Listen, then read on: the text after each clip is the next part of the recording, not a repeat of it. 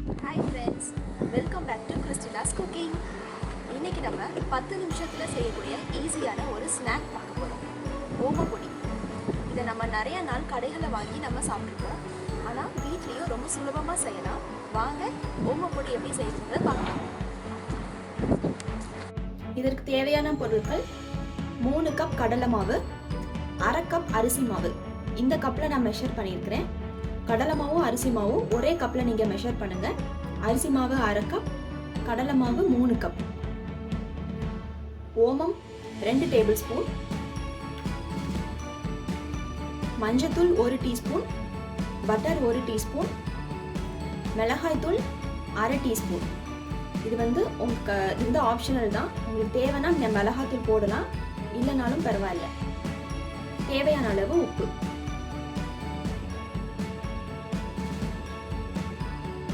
ஓமம் நம்ம அப்படியே யூஸ் பண்ண முடியாது, அந்த அச்சில் மாட்டிக்கும். அதனால நம்ம ஓம தண்ணியாக நம்ம யூஸ் பண்ணணும். 2 டேபிள் ஸ்பூன் ஓமம், 1 டம்ளர் தண்ணியை நல்லா கொதிக்க வச்சுட்டு அதை நல்லா வடிகட்டினீங்கன்னா ஓம தண்ணி இருக்கும். ஸோ இதை நம்ம ஓம பொடிக்கு இந்த ஓம தண்ணியை தான் நம்ம யூஸ் பண்ணணும்.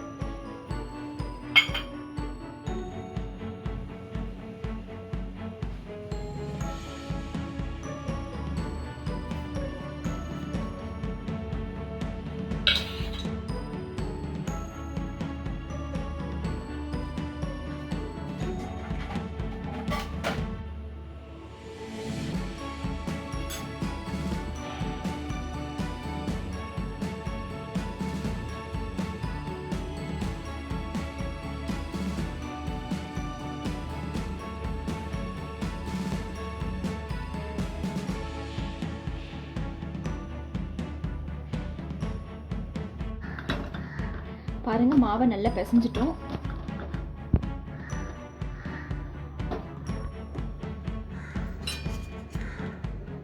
இதுதான் ஓமப்பொடி புளியராச்சு. இதில் எண்ணெய் தடவை வச்சுக்கோங்க, இதுக்குள்ளேயும் எண்ணெய் தடவை வச்சுக்கோங்க. கடாயில் எண்ணெய் சூடாயிட்டு இருக்கு. இப்போ ஓமப்பொடி புழிஞ்சிடலாம்.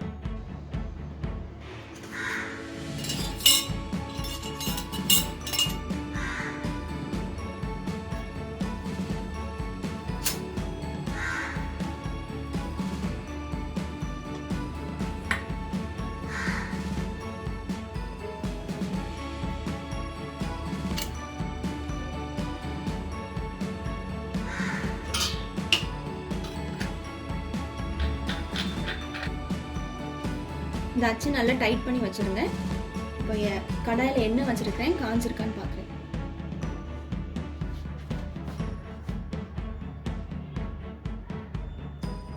ஸோ எண்ணெய் காஞ்சிருச்சு, புழிஞ்சிடலாம்.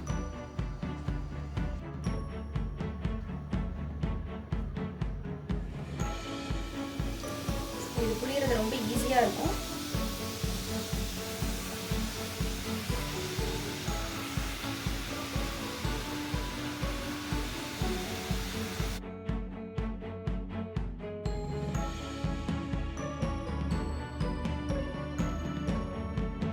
பாருங்க, போட்ட 2 செகண்ட்ஸ்லேயே பபிள்ஸ் அடங்கிருச்சு, ஓசையும் அடங்கிருச்சு.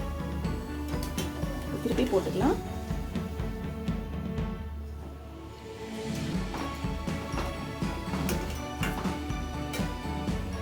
ஸோ இதை உடனே நம்ம செஞ்சிடலாம், ரொம்ப ஈஸி தான்.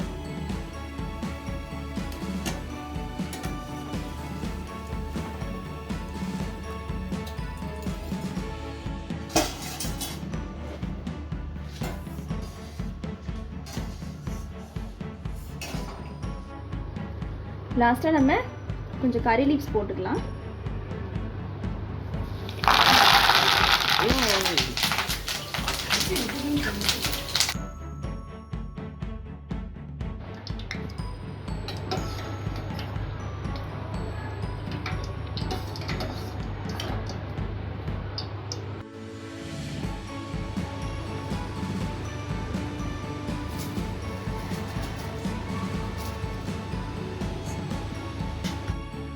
பாருங்க, 10 நிமிஷத்தில் ஈஸியாக ஓமப்பொடி செஞ்சுட்டோம். இதை நீங்கள் உங்கள் வீட்டில் ட்ரை பண்ணி பாருங்கள். கடையில் எப்படி கிறிஸ்பியாக இருக்கும் அதே மாதிரி கிறிஸ்பியாக இருக்குது பாருங்கள். இதை நல்லா நொறுக்கி நம்ம சாப்பிட்டுக்கலாம். வீட்டில் ட்ரை பண்ணி பாருங்கள். இந்த வீடியோ உங்களுக்கு பிடிச்சிருந்துச்சுன்னா லைக் பண்ணுங்கள், ஷேர் பண்ணுங்கள். மறக்காமல் எங்கள் சேனலை சப்ஸ்கிரைப் பண்ணுங்கள். தேங்க்ஸ் ஃபார் வாட்சிங்.